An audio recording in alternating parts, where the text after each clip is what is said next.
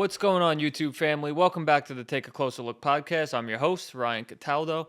And in this video, I'm going to talk about the idea of a suffering and rising Messiah.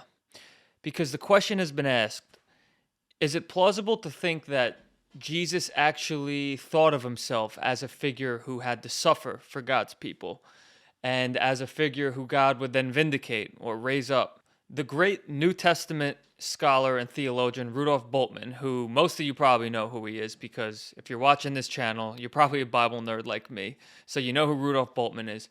But Rudolf Bultmann taught that Jesus did not conceive of himself this way, and that the church, in order to explain why Jesus died, came up with this idea of a suffering and rising Messiah. And they did so by looking at the Old Testament, seeing Isaiah 53, the suffering servant, seeing Daniel 7, the exalted Son of Man who's given all authority and glory and power, and then they combine them to say, oh, look, here in the Old Testament we have a suffering and rising Messiah. And then they wrote it back into the life of Jesus to make it look like Jesus conceived of himself this way. And let me just read for you what Rudolf Bultmann says exactly. This is from his book, Theology of the New Testament. This is page 31. And he says this: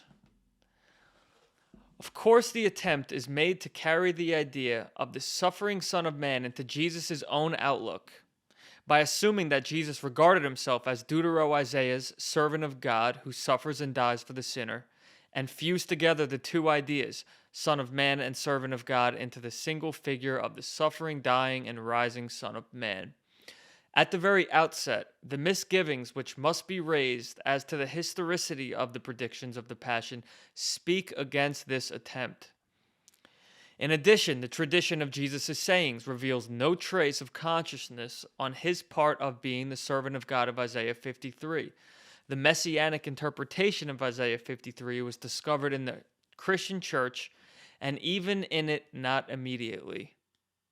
In other words, no one was looking at Isaiah 53 messianically in Jesus' day. This is something that the church created later on, again, in an attempt to explain Jesus' life. Guys, what's super interesting is that as Rudolf Bultmann is writing this, or around the time he's writing this, the Dead Sea Scrolls are being discovered in the Judean wilderness, and they completely refute everything he thought about the idea of a suffering and rising Messiah. And what's fascinating about these Dead Sea Scrolls is that they show that in the Judaism of Jesus' day, Jews were looking at Isaiah 53 messianically. You have this combination of suffering and exaltation. And I'm going to show you guys three texts, three pieces of evidence that illustrate this, even though there's way more, and maybe I'll make another video discussing those things, but for now, I'm just going to give you the three that I find most compelling. The first is found in the Great Isaiah Scroll, which in my opinion is the most fascinating discovery amongst the Dead Sea Scrolls because it's a complete copy of Isaiah. Chapters 1 to 66, almost in perfect condition. And in Isaiah 52:14, which, by the way, I'm sure you know, the chapter divisions and the verses, that's a later invention. In the older Hebrew manuscripts, there was no chapter divisions or verses. So the end of Isaiah 52 is actually part of the suffering servant hymn of Isaiah 53.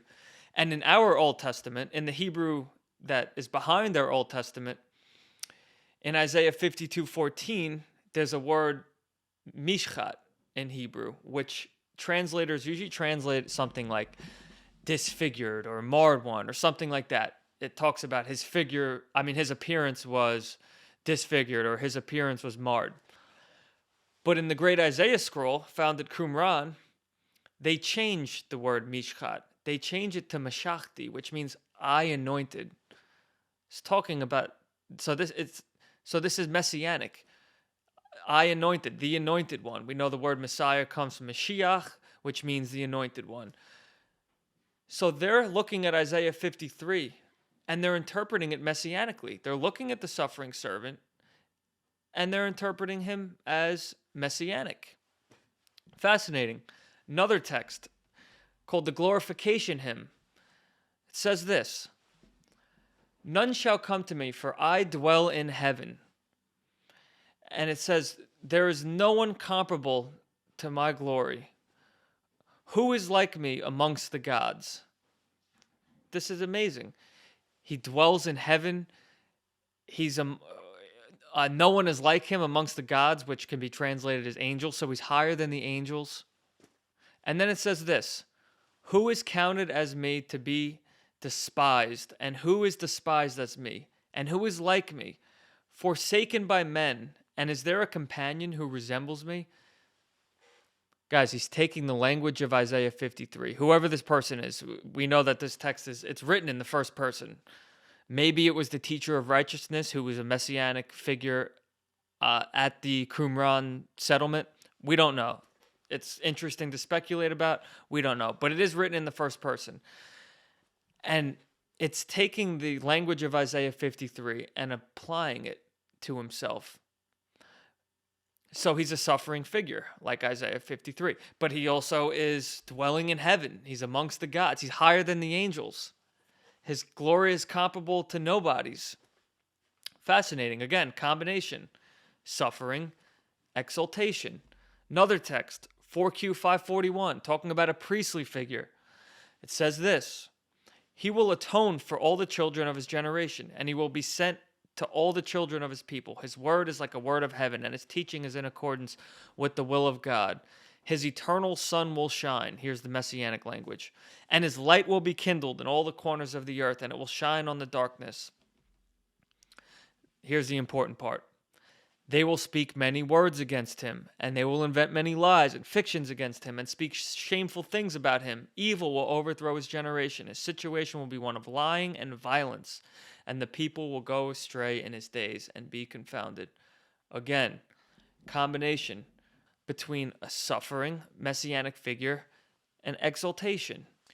And guys, there's even more evidence in this. In the Thanksgiving hymns, which are like psalms that were composed by the sectarians at Qumran, we have a few Thanksgiving hymns that we think are autobiographical, that were written by the teacher of righteousness himself, who it seems he thought of himself as a messianic figure.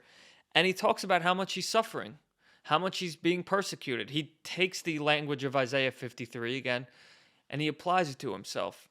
So obviously, it's completely plausible that Jesus actually did conceive of himself as being a figure who had to suffer for God's people and as someone who would be exalted. Clearly, the Dead Sea Scrolls show that Jews were viewing the Messiah this way already. They were combining the ideas of suffering and exaltation, and we see it clearly in the Dead Sea Scrolls. And so, again, Jesus reflects the Judaism of his day. He's reflecting the ideas of Messiah that were already present. People were already coming up with this idea that the Messiah would suffer and be vindicated. And so the Gospels accurately reflect the Judaism of that day too. And so this refutes the idea, well, this was created later on, and, there's no such thing in Judaism of the time, so the church made it up. Complete nonsense. I hope you guys enjoy this video. If you're interested in maybe looking at those Thanksgiving hymns, learning about the teacher of righteousness, maybe I'll make another video on this topic. I don't know. If that's something you're interested in, drop a comment down below. Let me know. Appreciate you guys taking a closer look with us. Don't forget to like, subscribe to the channel if you enjoy this content, and we'll see you next time.